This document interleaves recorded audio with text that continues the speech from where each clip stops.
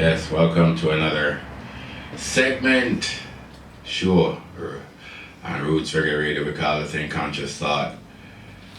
Yeah, we're coming here because, the more we do this, the more we start to recognize there's an importance to having a voice while we can and when we can. So,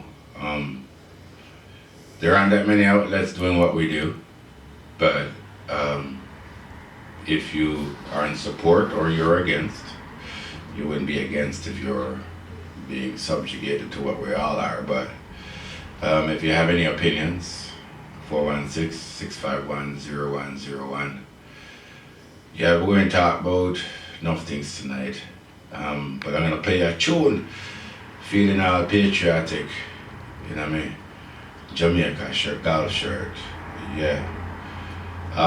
This track, we talk about some of the music and what it does, reggae music.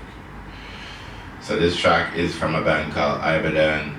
The BSC, Peter Burner Hulong, decided that we come from Jamaica, born and bred, and how come we never put a reggae beat to the Jamaican national anthem. So he made a very interesting thing. He didn't make it too basic, but take a look, listen, see. Let me keep going.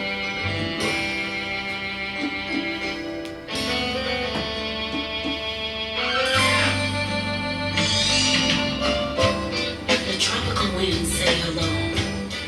Welcome home, says the soul of my sweet Jamaica. Jamaica, land of my birth, may I continue to wave your flag with pride in foreign lands.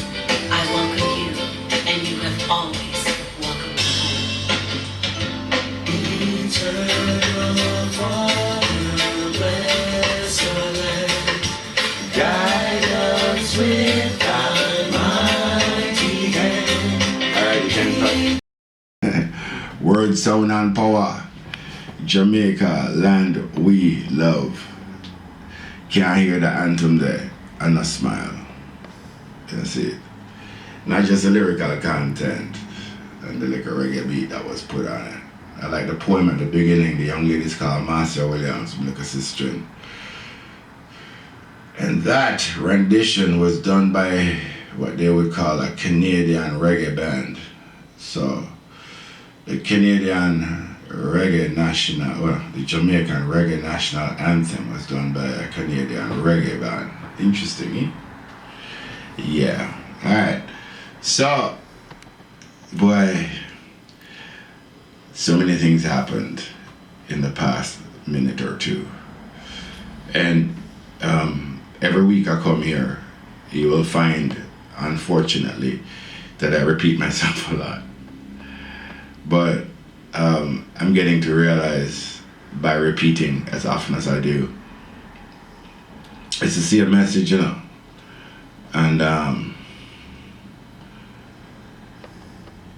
it doesn't change because the system itself on a daily basis does not change. See? So I'm going to start with just another,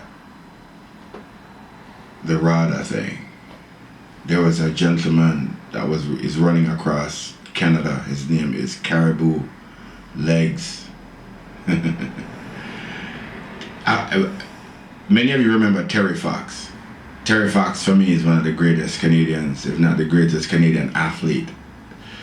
When I come here and I find out about that youth and the way he run for cancer and then gave his life for cancer, it occurred to me this is easily the greatest Canadian athlete. And then it did raise more awareness and money for cancer. But then time go by and Native women are disappearing off the planet.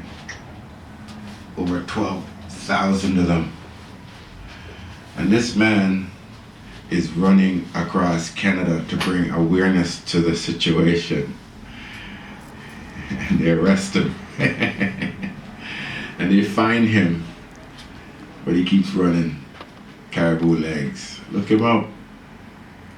A man a run to support woman. Not a perfect man. I'm sure I'm having one set of issues. But he's running for the life of woman and has been fined along his journey. Terry Fox is a white man still, you know.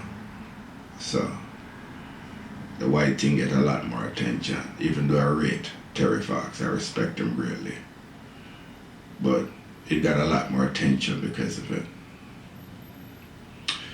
Caribou Legs is running for Native woman. Look him up. Saying.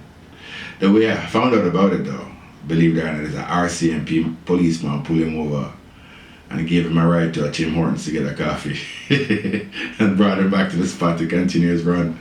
So as much as I burn out Babylon, Babylon also did a nice thing for the youth. So, you know, upside and downside of everything. So we'll go back to the reggae thing. And the reason why this comes up weekly for me, this is obviously a Canadian reggae world I do. This is Roots Reggae Radio. So reggae we I talk about here. We recognize the impact reggae music has on the world, has on us individually, and the strength of the music. And as we learn, we see the path of them squashing the neck of reggae music as best they can. And it's coming from all avenues. So I will point them out to you. You can decide whether I'm speaking a truth or I'm just making it up. And if it is a truth, how we as Jamaicans and reggae practitioners around the world can make a change and make a difference, you know? So it's here. Hello. My path is that of the originals. Those people, Spear, Marley, Tash, Joseph, spoke of equality and education and the supremacy of the Babylonian system. I do not suit this time that we are living in. The music and the people about a spiritual connection. That is what reggae is, as I see it. It's a spiritual connection. It is why it is the most popular and most played music on the planet. It is why Drake and others are suddenly under fire using reggae / dancehall beats to sing their new hit songs. Using reggae for cool points or to make hit songs isn't news to anyone, but it is time for us reggae heads to truly recognize the unstoppable power of the music. I get it. I'm not gonna bow what I say. I see what I see. Stop telling me my story when I can see the truth to my own face. I will follow the spirituality of the music. The attitude of the music is important to its success. Reggae didn't become popular music. It was a passive form of expression. It is aggressive to passivity. It is aggressive to morality, or immorality for that matter. It is aggressive to spirituality and to one love. It is aggressive to love. It is aggressive to uplifting humanity. It demands equal rights and justice for all life. And it also has a beautiful bass. The drum and bass make reggae a very spiritual sound. It's a message, it's a code of some sort, and it comes from the spirit. It comes from the spiritual essence of humans, of all life. That is why reggae is under attack. That is why Jamaicans are under attack. To you, it's a joke. To us, many of us who come to live in foreign, we don't realize we are part of the same system. Separate, conquer. divide them. It works. Because when we left, none of us look back. We hear about all the crime in Jamaica, you know, but it's like when I relate to go on somewhere else. Well, are my people, our people, so I know I want to stay, so I'll get back to that. To attempt to bring reggae to the mainstream like I used to think that I had to do, but I have since drastically changed my tune and changed my mind.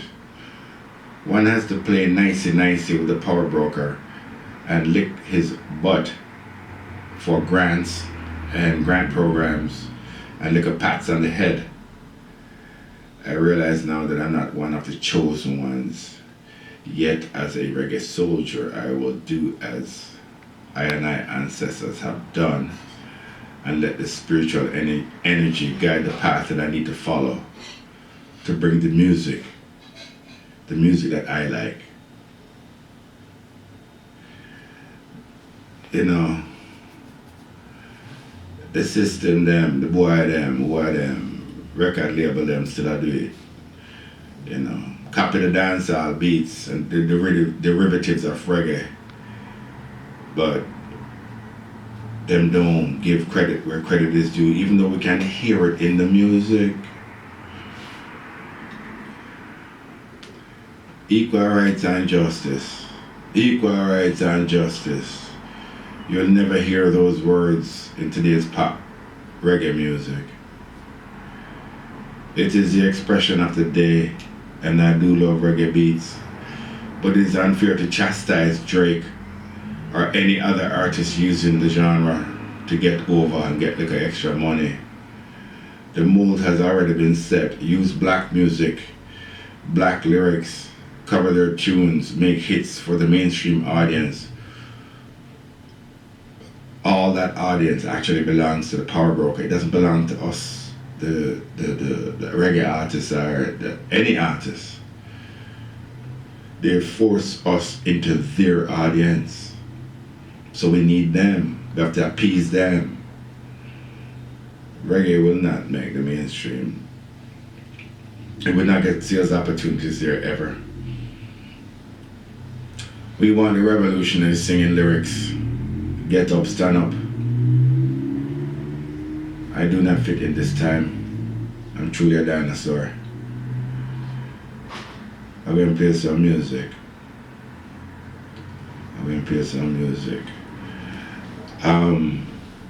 Last week I asked for a Damian Marley from Nas, and the track is called As We Enter.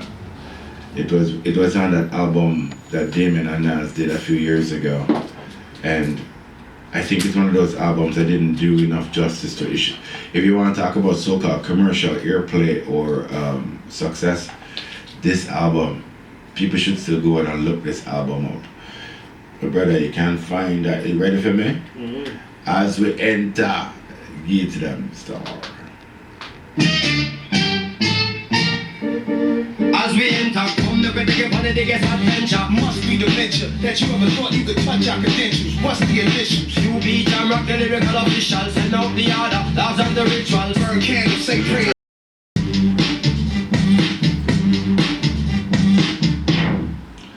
Bam.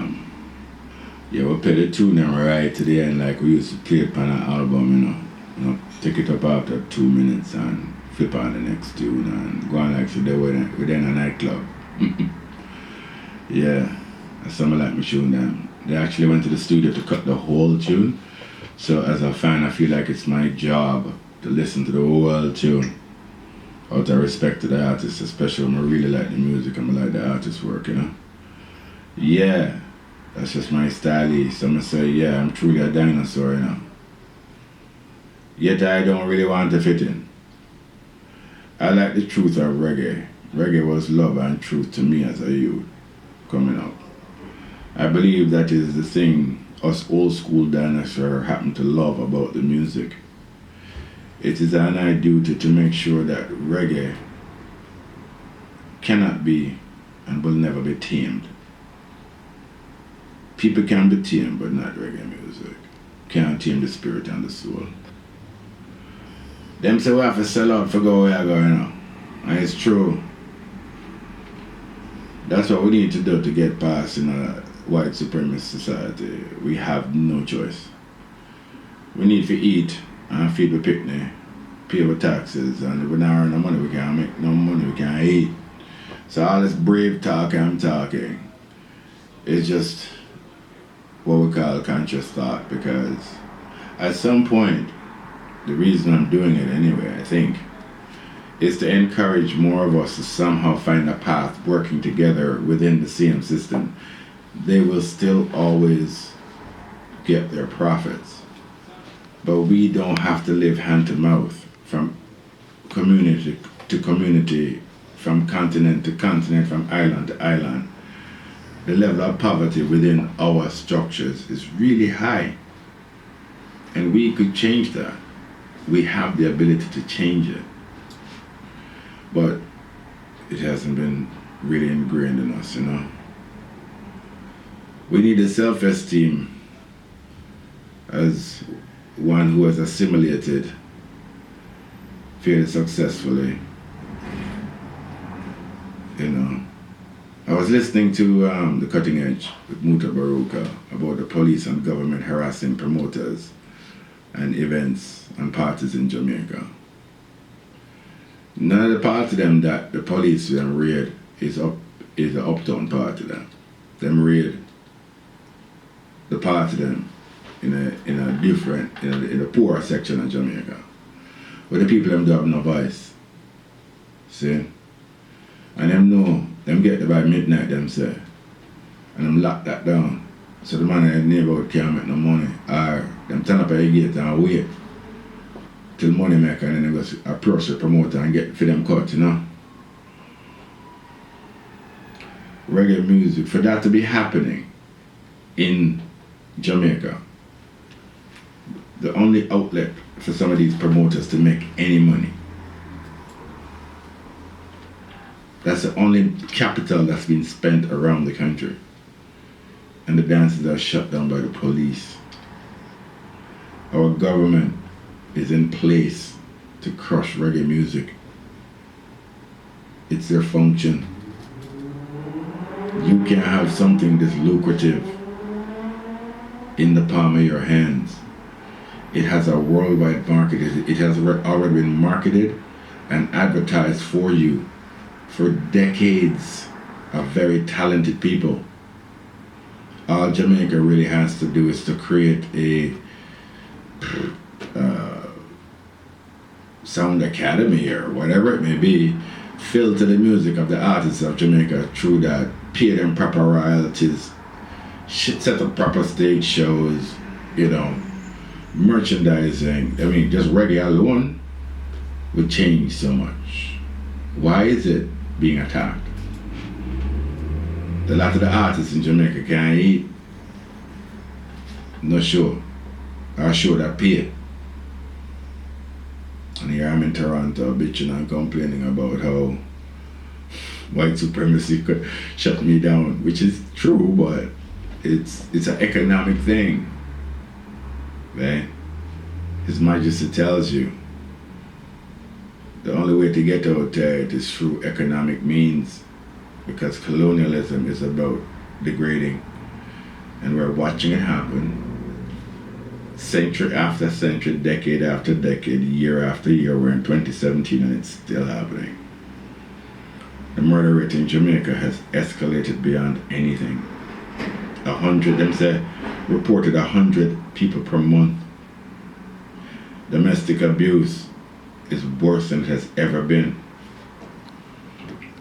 in the way of bad killing his wife. See?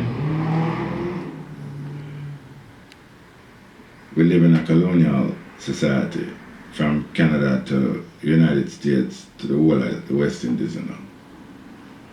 So, then promote the sporting events and then build more sports arenas because they can sell the athletes and get money for it. But they not support reggae. They are spiritually poisoning the people of Jamaica. You hear me telling you? We are spiritually poisoning the people of Jamaica. We're all watching it happen. we actually believe that one day they will stop, and they won't. Jamaicans outside and inside have to wake up. We have to figure something out, to do something for ourselves. If it's even prayer, we'll have a prayer together. We'll have to do something. Because what is happening in Jamaica is being fed to you by, a man calling himself the economic hitman, who tells you that he disrupted the Jamaican hierarchy and government and did what he did to Michael Manley. All you Jamaicans who hate Michael Manley, the reason why you hate him was because he wouldn't sell out Jamaica. And the reason I love Eddie Siaga is because he was willing to do some different work. So, and every government since, they're the gatekeepers. They're blocking their own Jamaican people. They're actually paid to do so. Guide them don't do it, they're going to get somebody else to do it. Your police force is not there to protect you. It is there to carry out people's business. See? You love to my brother and blessed. In the middle, I'm sure he must text me now, bad boy. Easy. I got the tune. I don't ever send it. I did. It did it. Yo, I got the tune. I'm playing it tonight. Yo, see, I must look up the blessed tune that I'm saying. I'm saying a new tune. Yeah. As I get them, I play them as like you know the one. hot cocoa bread. You know what I say? Yeah, man. You know the one. Yeah, them blame Michael Manley, you know. We'll put on the other night. Them blame Michael Manley and say, boy, I am do it. But only people who say them things, they're middle class Jamaican. I don't remember the name. Them not care. Them not care. Cucumber? Cucumber? See? No. Well, I know, brother. You're not kill me with this, you know. I run a conversation with the microphone. Anyway, yeah. We must fight for our culture. We have been under attack by the colonial rapists for over 400 years now. See? Michael Manley, really? Michael dead and gone 20 years, you know. And whatever I say, easy to divide us with the middle class against the poor class and distract us from the economic spirituality. The economics, and take us away from the spirituality as well as the culture destruction being brought to Jamaica and to reggae music. Considering the popularity of reggae globally, why wouldn't the government invest in it? Jamaica has been and will always be under colonial rule. And we will always be slaves. And we will always be under their thumb. And we act like we don't know. So, I now say them things because I try starting a revolution. And me wanna talk, you know. And if we don't know, I mean, no, say no know to you know. It's not like say what me I say, we don't know the thing, you know. Everybody know what me I talk about. Nobody does not know. Them are me as me as them have a facility now in the prison there, you know, king. For the artists and for make music, you know. Man, a prison win award for reggae, best reggae song, you know. And piss off man where I walk street, you know. See? And I went to tell you, say, whoever wins that, you know, it is I'm sure there's a cash prize. Another artist in Nigeria get the money, you know. At the penal system, them find a way to enslave the reggae artists to make money for the jail system, king. They have no intentions of having Jamaicans do anything else but slave. And unfortunately, we are going like we not see it because somewhere we live good. That's not good enough. See? Yeah, I mean, call it this, I have some more for talking about Jamaica, but I won't touch on some so-called black history, because to me, this I'm going to speak of the Transatlantic slave trade. So, it no matter, I will go find the next two. Let me have You have it? Alrighty. This is one here from my brethren, God bless it. It's called Ital Love. Him just sent it to me like 3 nights ago. Errol, thank you for putting it up. Z Mystic, run through me, brother.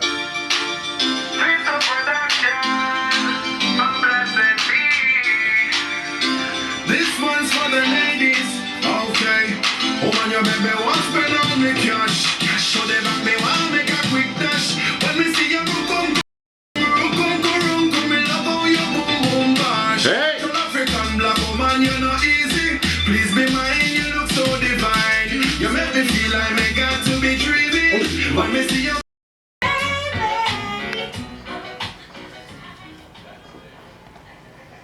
Sorry, baby, I apologize. Mr. Amoy Evans.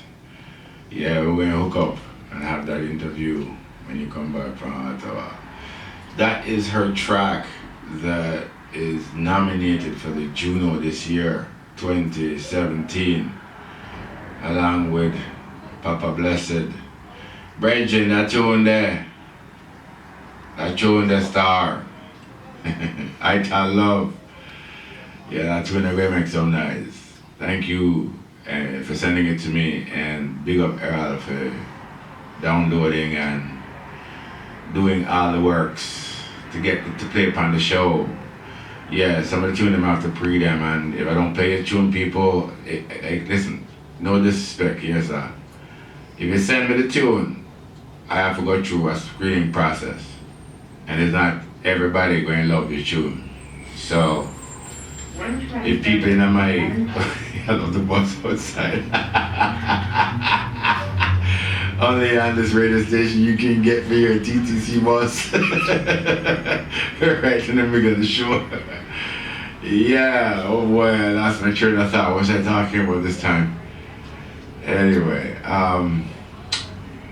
Blessed me. yeah. Blessed. Yeah, I get all that now. The thing is, I'm actually scrolling towards something, and because I'm gonna play the next tune for you now. Seeing, I pose a question to the people then. They say, who starts your day with a spliff? I say, if you want to see people, and even today it's still going, enough people chime in. Only one person did come in and was very erratic and cussing everybody and telling people to them have mental problems for smoking marijuana. And then I had to block her because her behavior did go on bad. But the only non-smoker that I go on bad, everybody else just chilling and nice as we're supposed to be. Saying, so before my time my ganja talk, I have to play my big ganja tune. The one called Jacob the Thriller Miller, Healing of the Nation. Run the track, you see me. And make it clear so they can hear this one now. Only take a minute, You can hear that, sir. BAM! You not fight against the wrong man. You not fight against the white man. You not fight against the cigarette smoking. Yet you know, these things give cancer. Yeah. Yet you know, these things give cancer. Rasta man know the truth. So you can't fool the youth. Rasta man know the truth. So you can't fool the youth. What was in from the wise and I will speak of Jacob's song and I'm going to come up. what was in from the wise and prudent shall be sealed to the babe and suckling. Tell me why do you fight against the Caliban? Tell me why do you fight against the Caliban? Yet you So long I talk to them today, I want the ganja. Healing. Jacob the Thriller Miller, Reggae, the man say it's the healing of the nation, a cure asthma, rasma, krasma. The man telling you over years and years. You see how far Rastafari attack openly about the benefits of marijuana, even back then when they were telling you that it made children crazy. See, that's the thing that they're coming with now. Because that's the argument that I got. Some of the mothers chiming in saying, well, we want to regulate it so that children, studies have proven, they say, that anybody smoking marijuana under the age of 16 or 17, there is damage to the brain, irreparable damage to the brain, and that marijuana smokers should be able to protect their children too. And I say yeah to all of those things, King. Like, really? Is that your big argument? We have to protect the children. What about protecting them from alcohol? How are you doing with that one? How'd that go? How many college co-eds die every year from alcohol poisoning? I'd never heard of an overdose from marijuana in my life. You smoke enough herb, you just may pass out. And if you have a high tolerance, you just keep smoking. But you ain't dying from an overdose of smoking herb. And the benefits of marijuana are too numerous to mention. So the big argument is, hey, the children, hey, listen, man, don't distract the one thing you think you want to bring up. Let's talk about the hundreds of things that marijuana does for this planet. And why we have black people enslaved in penal institutions all over the world because of marijuana. See? So, how many of you start today with a spliff was the question, and there's billions away. See? You tell us all about what it will do. It can make people with schizophrenia and other mental issues kind of go off. And that's true. No one's denying that shit. Like, why is that? That's the only point you want to tell us now. And two of them, you know, people with mental, well, they know. It's like saying to people who have nut allergies, don't eat peanuts. They won't eat peanut. I promise you, man. They go to every restaurant and ask every maitre d', is there peanuts in this? Is it a peanut oil? Is it seafood? Seafood allergies. People don't eat seafood. Herb is a natural thing, so sometimes some of us won't be able to do it too. Okay? Stop making it like marijuana is the devil's child, because it sure isn't. It's a spiritual thing. It's a spiritual connection, and that's the thing that we as humans need to really tap into. You know, Rastafari deal with herb through prayer. And for you who don't believe in prayer and who don't believe in Rastafari and only believe in Christianity or Catholicism or Hinduism or whatever it is your tenet is, all the power to you. You know what I'm saying? Ganja people worldwide who are ever listening into this, hear me now. Marijuana, ganja is for spiritual practices. That's what it's made for. The people them where I be it with all souls, so they don't really need the spirit. We need to make a stand on a spiritual ground. Stop asking them to legalize something that God intended us to use. Saying, if you really believe in the Almighty, you know, you follow His path, you know. So we're afraid of them kind of have going on police, but we know we're right, but we're afraid to fight because we're afraid to get killed. Because we know them have a propensity to murder. They're not afraid. They're not afraid to kill nobody. So that we're afraid to fight. But the truth is, we should be petitioning governments to, it's like free the herb, ganja freedom. And that me I talk about. I'm not talking about the legalization or decriminalization. I'm talking about free the herb. See? This track, I'm not going to call it till after it's played, but it goes out to my special little buddy. Run the tune, please, selectors. Roots Reggae Radio is live and plugged in. Yes, Rasta. All them black people go to Africa. So well, Have a nigga friend tune it up. Hey! Yeah.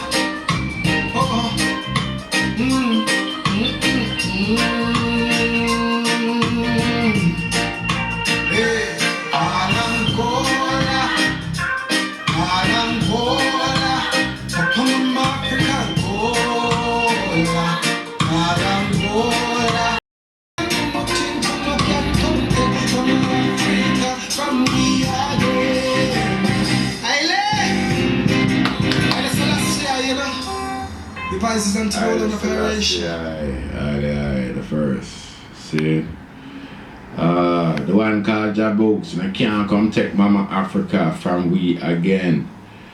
You know, people know, but I like to repeat the lyrics sometimes because I repeat them to myself. You can't take Africa from we again because we've been educated to our root. Not the roots, you know, root.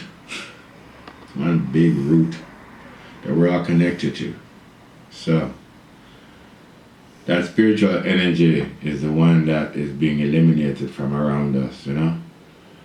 And we can't fight them in a physical realm. Them big and stronger than them will crush us every single time. We cannot fight that. But we don't have to fight nobody. I'm going to talk about the spirit that lives within.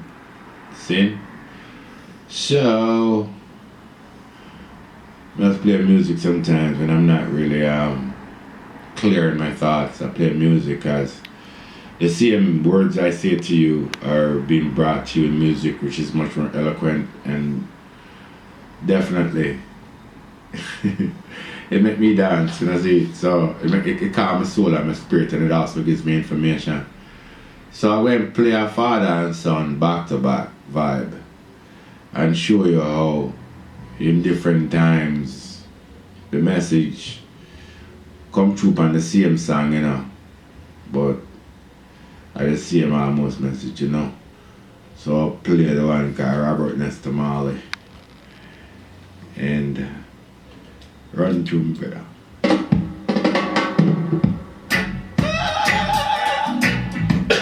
Yeah, no. Yeah. I'm crazy.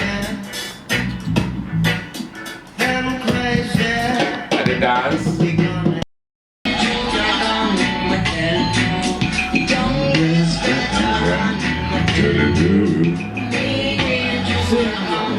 I lie down in a pan the job.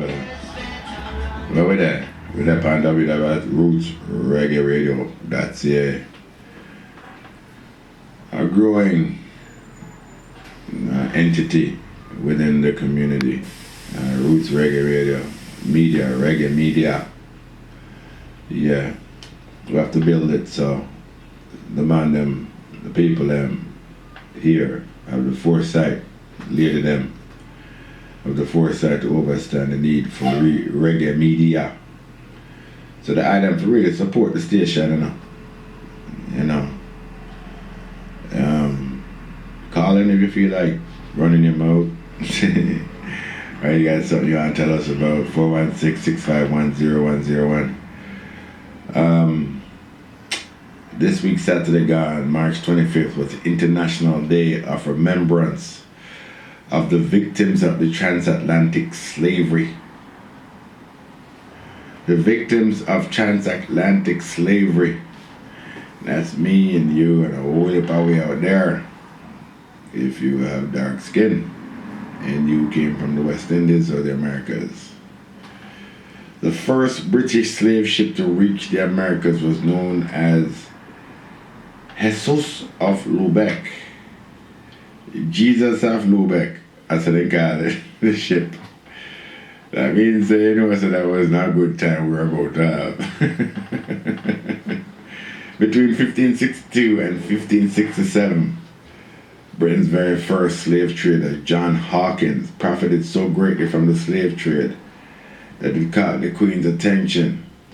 she donated the Jesus of Lubeck and another ship called, oh boy, the Minion of Hell, as an investment into Hawkins Enterprise. It was called the Minion, for real. So, Jesus and the Minion, really? Alright. Hawkins' lucrative business in profiting from human atrocities was abruptly ended in 1567 when his fleet was confronted by Spanish conquistadors in the Gulf of Mexico. Hawkins suffered a heavy loss of 325 men. His casualties were dwarfed by the number of African lives lost within the 5 years of Hawkins' fiendish operation, and the lives destroyed through brutal oppression of surviving enslaved Africans and the many generations to follow. Over the period of the Atlantic slave trade from approximately 1526 to 1867, some 12.5 million slaves have been shipped from Africa, and 10.7 million had arrived in the Americas. So if I do the quick math, 2 million didn't make it. Across the ocean, that is. More died when they got there. The transatlantic slave trade was likely the most costly in human life of all long-distance global migrations. Yeah, I have to qualify global migrations, really. It wasn't a migration, it was a genocide. It was a genocide of black people, a genocide of niggers. Wake up. It was no global migration and no, what kind of thing? It was transatlantic slave trade. Transatlantic slave trade, it was an African genocide. Call it what it is, don't sugarcoat the thing. And they've been murdering us a long time. Anyway, I shall continue. The first African forced to work in the New World left from Europe at the beginning of the 16th century, not from Africa. So this is when after they started to shut down, them abolish slavery. So them say you can't go to Africa and get the people there no more. So what I would do is take some of the people in from one place and take them to the next place. So they were overcrowded in England or anywhere in Europe, they would bring them to the West Indies. So, as I said, them left Europe in the 16th century. The first slave voyage direct from Africa to the Americas probably sailed in 1526. The volume of slaves carried off from Africa reached 30,000 per year in the 1690s and 85,000 per year a century later. Centuries, King. They've been shipping people from Africa. Oh boy, anyway, more than 8 out of 10 Africans forced into the slave trade made their journeys in the century and a half after 1700. By 1820, nearly all, in 1820, nearly 4 Africans for every European had crossed the Atlantic. About 4 out of 5 females that traversed the Atlantic were from Africa. 4 out of 5, 1 man for every 4 to 5 women. The majority of enslaved Africans were brought to the British North America between 1720 to 1780, and so on and so on. I won't bore you with the details, but the reason why I brought this to the forefront was, I gotta say, big up to Norman Otis Richmond, who has been a historian of black culture in the city for a long time, since the days of CKLN 88.1. I used to listen to that Brethren show, and he was the one who informed me of it. It is an International Day of Remembrance of the victims of the transatlantic slavery, and I didn't even know it. And I'm sure a lot of you out there didn't know it either. The most devastatingly significant day because it's celebrating, or whatever it's doing. It's letting us, it's a reminder of the day slavery started, where somebody went and got black people, took them from Africa and took them to the New World, so-called New World. So-called New World. It's not new. You didn't discover anything, but people still already living on it, and then murder them and stay. You colonize, they colonize, wow. Anyway, colonialism, you know, that's obviously where the word comes from. So I posted a photograph of my brethren, Dudley Laws, recently in a forum, and a few people chimed in on it. And I posted it for the specific reason of what I'm reading to you today, is that if you speak to any politician right now about racism in this country, the first name they will call and tell you, two names actually. You know, I was really close friends with Dudley Laws. Do you know Charlie Roach and I are really good friends? They will call those two names to black people. So it's supposed to appease us and let us forget that they are probably racist. When I posted a photograph of Dudley, I was reminded of the things they did to him. He would drive, and every second block the police would pull him over. So he'd get to work late and lose jobs. And the amount of things they did to this man. Saying, now he's a hero. Now he's a civil rights hero in this city. Freedom fighter. And I wondered to myself, if Dudley could speak, what he would think of what we accept today in this time as black people. I keep pointing out what's happening in Jamaica. Jamaicans around the world have to wake up. We can't keep saying it's too big for us and we can't get around it. Maybe it's too big for some of us, so we just leave it alone, but we need somebody, we need something.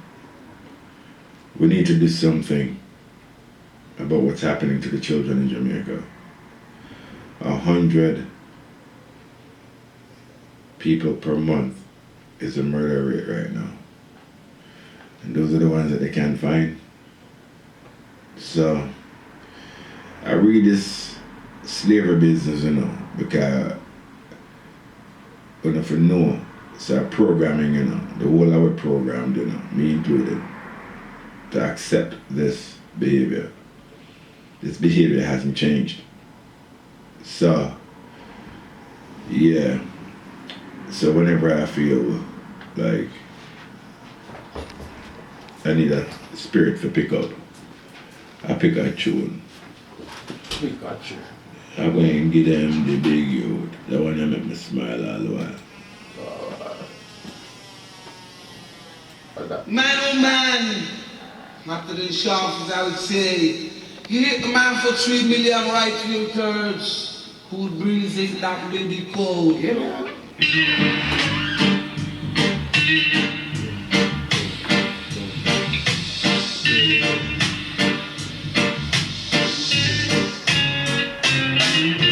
Stop that train, I wanna get on. My baby, she's leaving me now. If my business going on with another man, and I think it's not a cheater. So I gotta get on. Yeah, man. Brother Cool Breezes, I would say. Yeah. That tune that always make me smile still, I think. That was a different time I was growing up in Jamaica. In Jamaica, the look and feel different in times where I live through today. So, I'm gonna touch on this hydrant called Colin Kaepernick.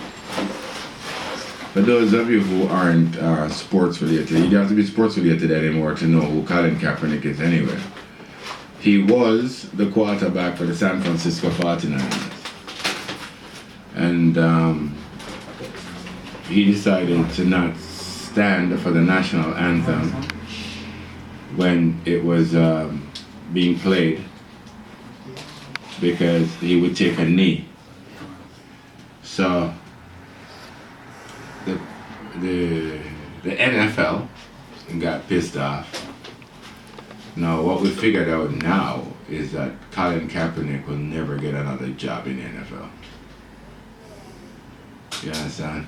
So, what I was musing about, the question isn't whether racism exists. You're an idiot if you have to ask that question. The real message behind racism is that it is here to stay, yet you black people just don't get it. You actually think that you have rights. The chaos of racism is a necessary phenomenon, permanently in place to fill the coffers of the white master. The true idiocy is the numbers of black people who think that things aren't actually as they seem. Kaepernick chose to kneel during the playing of the racist national anthem. It's a racist anthem because the person who wrote it was racist, and in the original anthem it glorified slavery. They had to change the words. Same music, they just changed the words.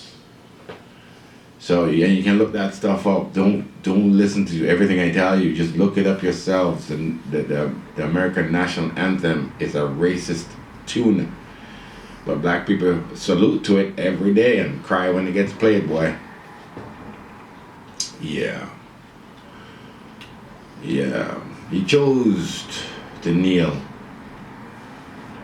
and for protesting the murder of black man by white police.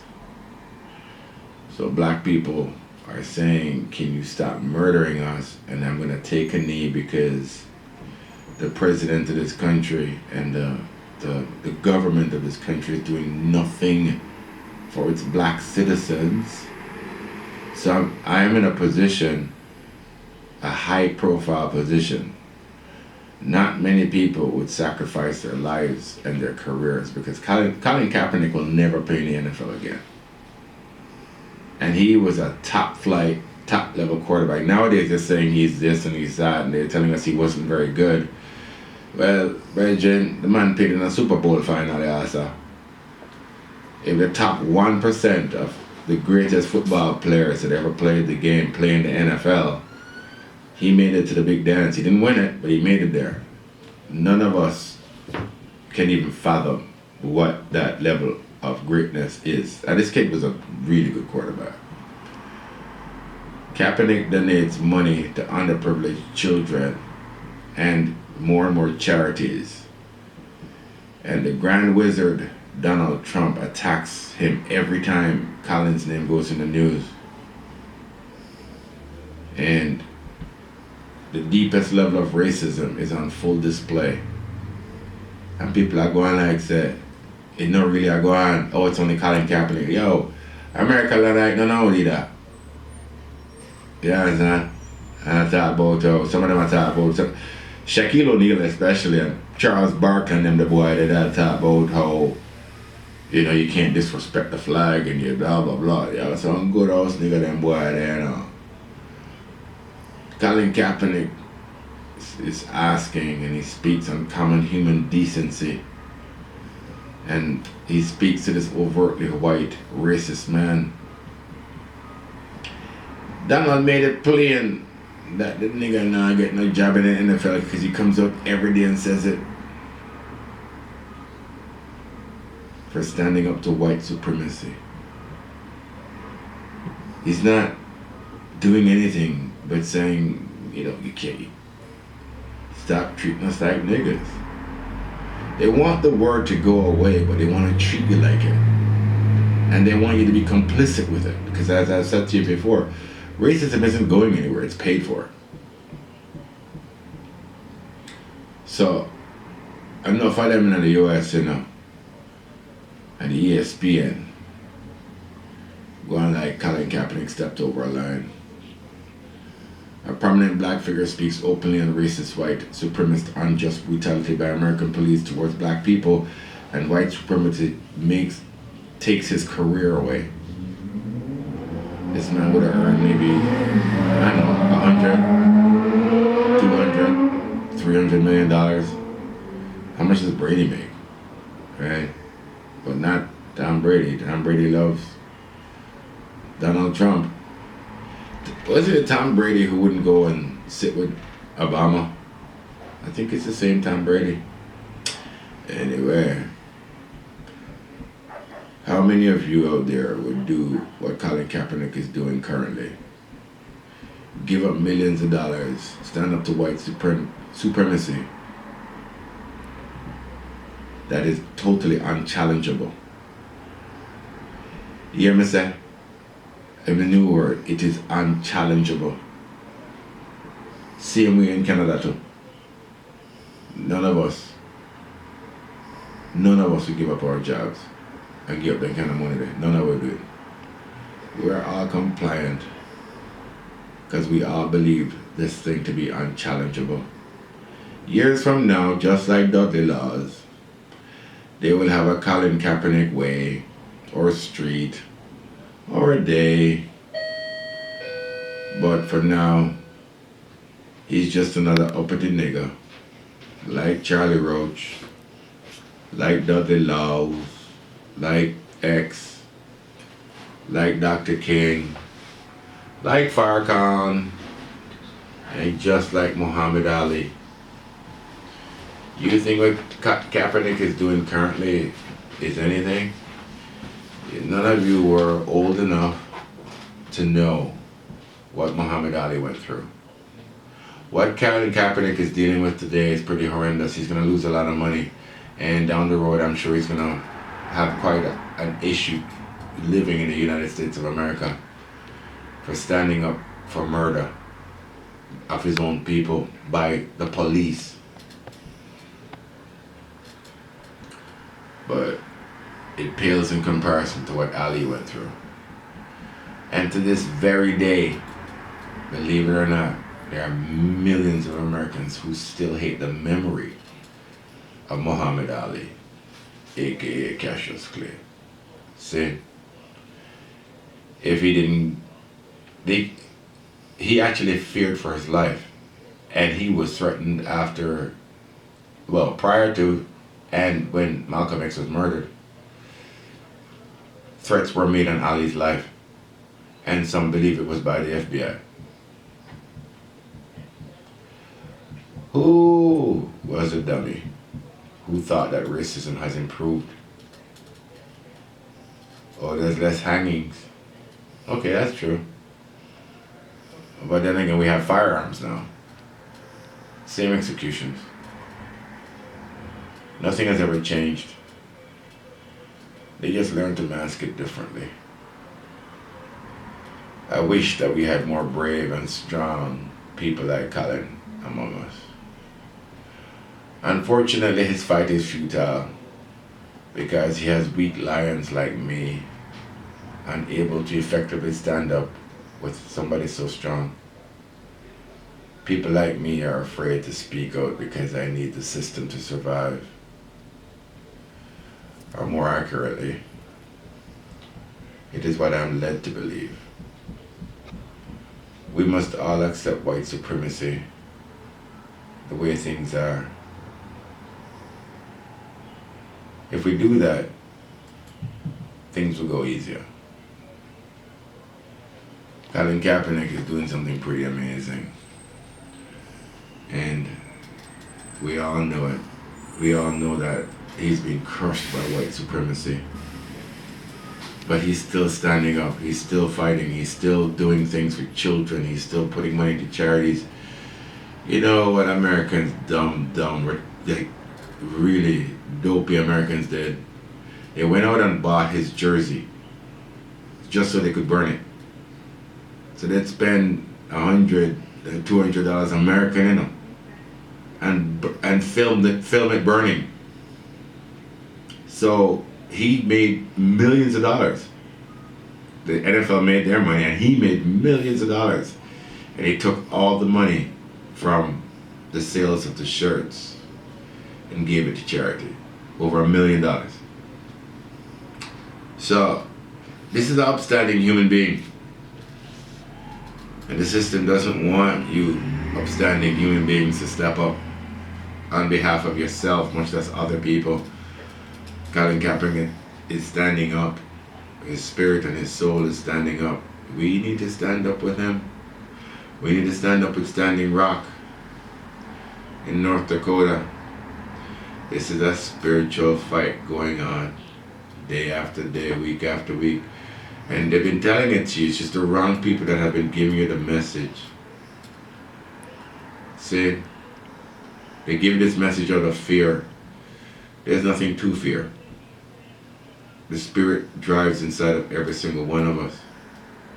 We're connected through it.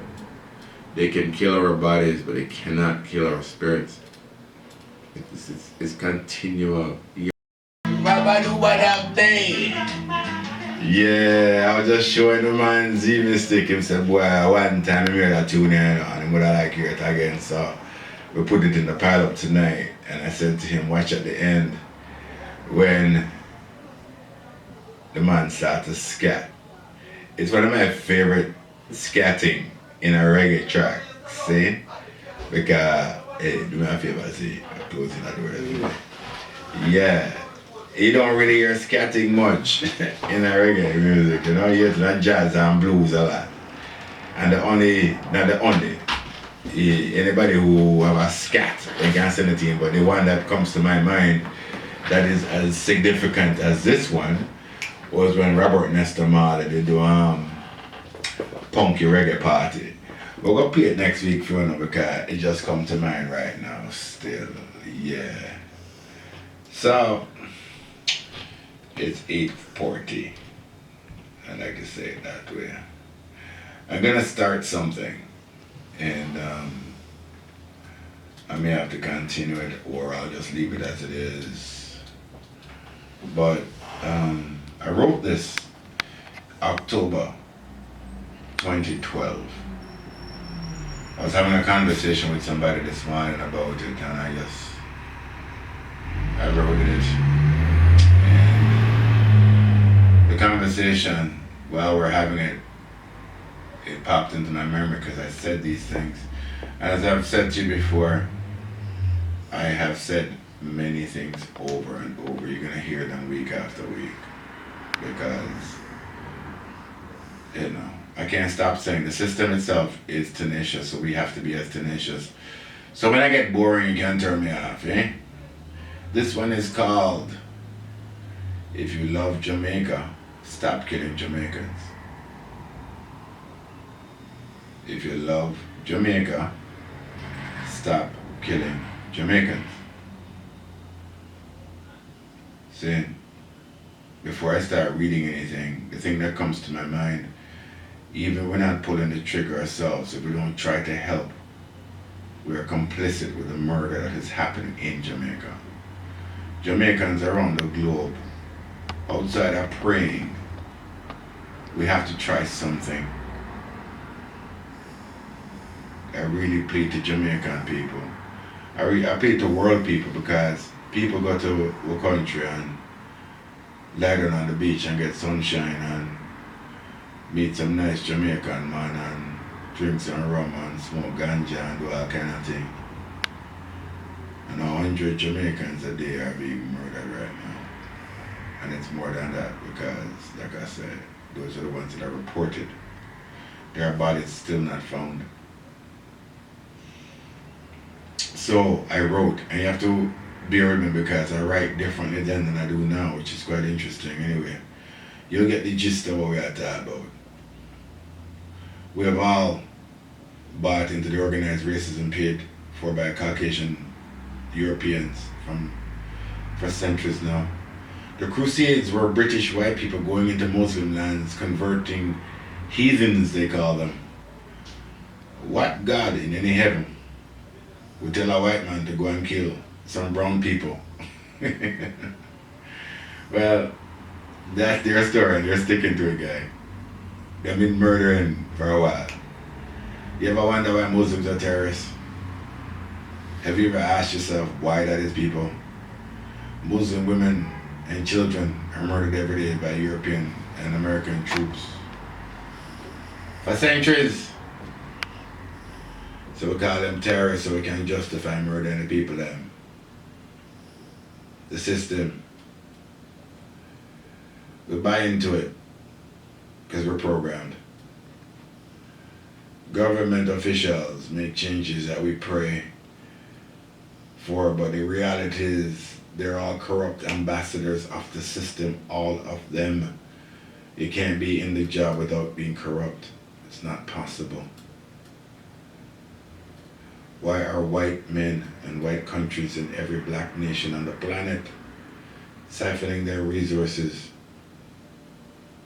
Why is that acceptable?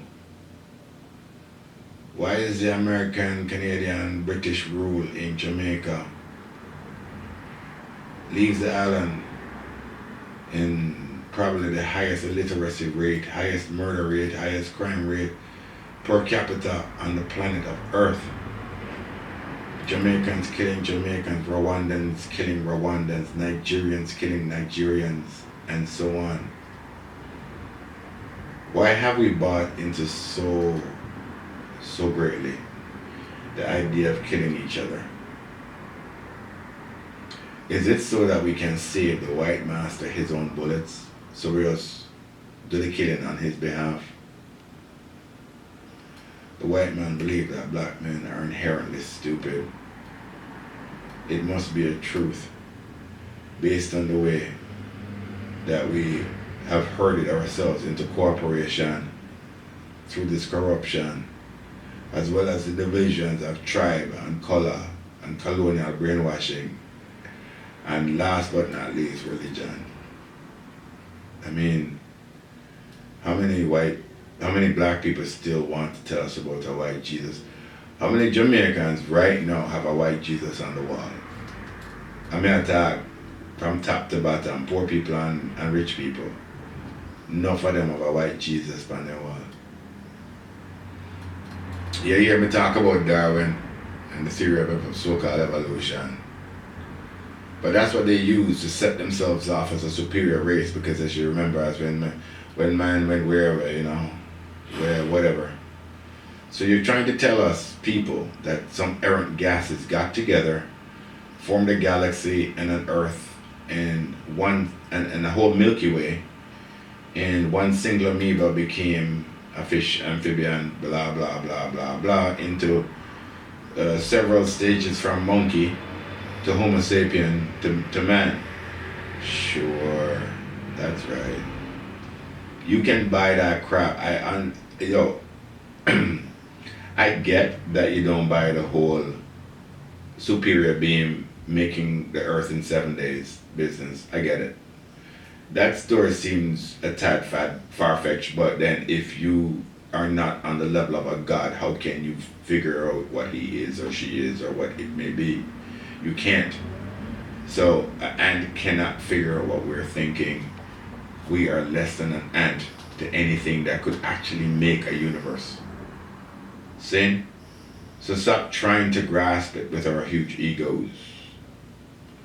Yeah. Well, as them said, the little 10-year-old child said, if we evolved from monkeys, how come there's still monkeys on the planet? More importantly, if the white man is a superior being on the planet,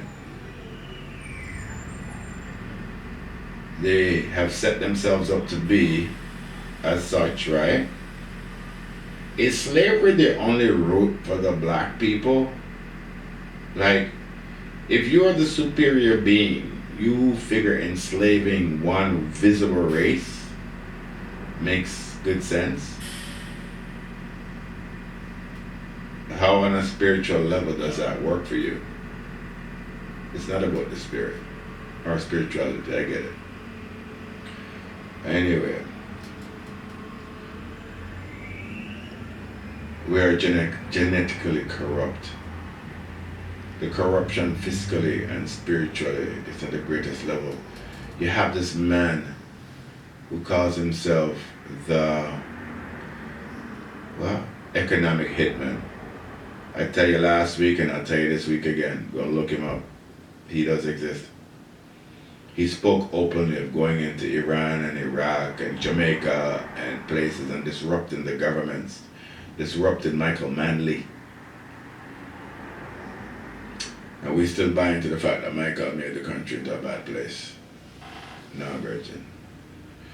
The system sends its people in, it crushes us. Michael dead and gone. The Jamaican dollar right now is like 91 to 1 Canadian. The greatest way to devalue our people is to devalue their money. See? What is the solution? Is there one? Is it you? Is it me? Yeah, it's you and me. You ask how? Well, I have no real clue, you know, but I see some people do certain things, you know, the Asian people them and the Jewish people them seem to have a way of buying into each other and supporting each other. We've had this conversation a million times. We have read Marcus Mosiah Garvey a million times. We have listened to Haile Selassie I and listened to his teachings hundreds of times, and we still haven't budged in what we're trying to do. I wrote a whole heap of more things, you know, but the bottom line, I'm going to pull off here for a minute. The bottom line I'm trying to show you them is this. Jamaica has proven itself to stand out in many, many ways in what its people have accomplished, what it does to the music and the spirit of this planet. It is my belief that the spirit of Jamaica is being erased from this planet. This is not a conspiracy theory when you can deliberately watch it happen. We're actually watching it happen. For some of us who migrated here in the 70s to get away from that whole Michael Manley business, there's a whole heap of Jamaicans that left the island, you know. A whole heap of very talented people left it behind. And while the people of Jamaica are being murdered week after week, enough of we are sit down a foreign and doing what? Holding our hands up when there's nothing we can do. There has to be something we can do. The government of Jamaica is not going to be doing it. It must come for the people, by the people. It's not a speech. It's not a rah-rah speech. It's a real thing. We need to give aid. We need to stop them turning Jamaicans into animals. We've been watching it happen. At 76, I come in and so I see it myself, and we're seeing it every day. Everybody see it. This is not news. This is not a propaganda story. I just figure so we are spiritual people, so come and tap into it and come and rise up the Jamaican people, you know. I went and play a tune for the other, you know. What you have from my brother? What would it say we want to play for the people there before we go? I went and touched on my brethren, you know, Benjamin, you know. Because it's time for certain things, you know. Run to my brother. Thank you.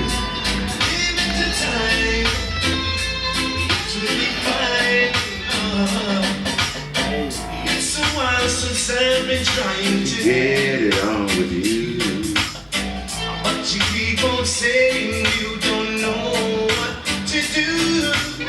Don't know much about you, yet you're always on my mind. So all you gotta do is leave it with time. Everything will be fine. Time alone can do anything. Time can move any mountain. Time will make you realize someone's in love with you. Maybe it's true.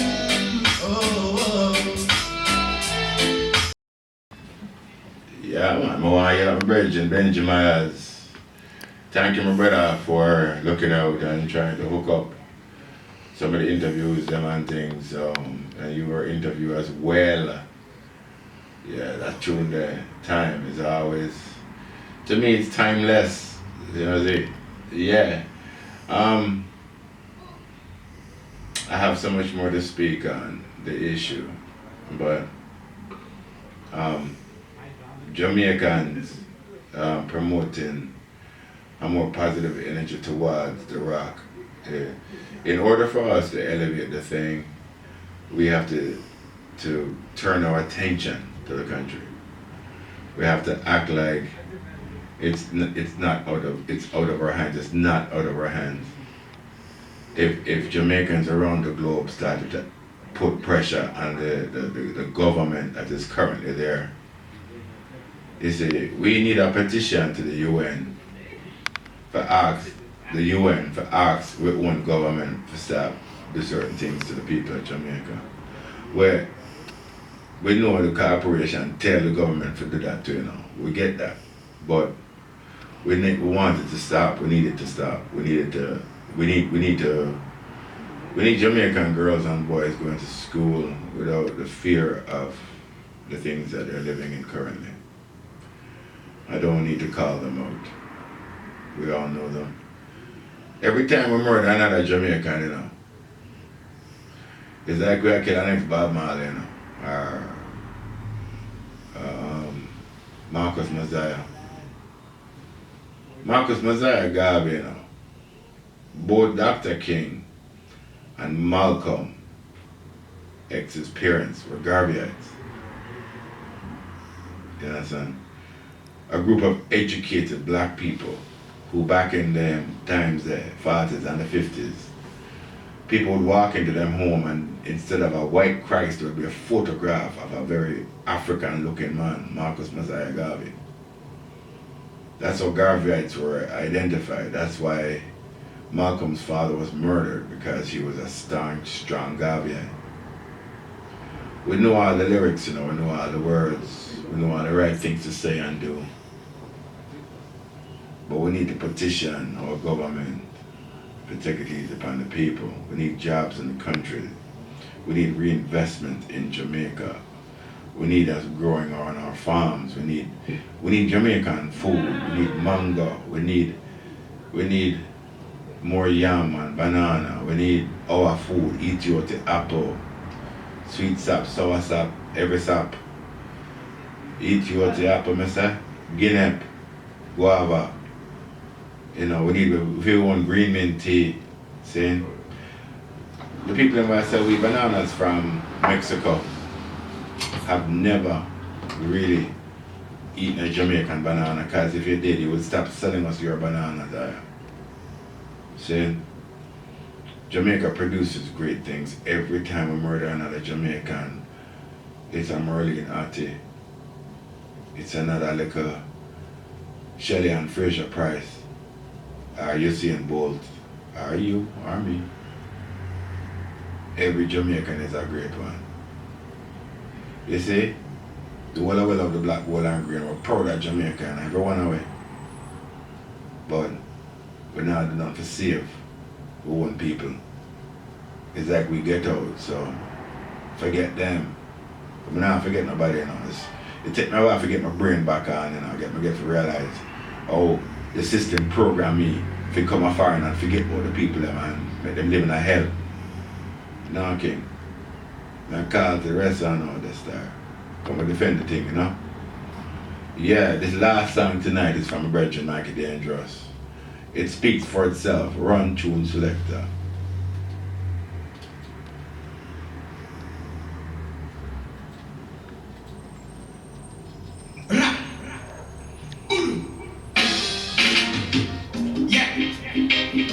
Just be yourself. Don't try to be nobody else. Just know who you are. Yeah. When we tell you say, don't go pretending to be in someone that you're not. Yeah. Don't pretending to be just. Thank you, Ital person. That's a fact.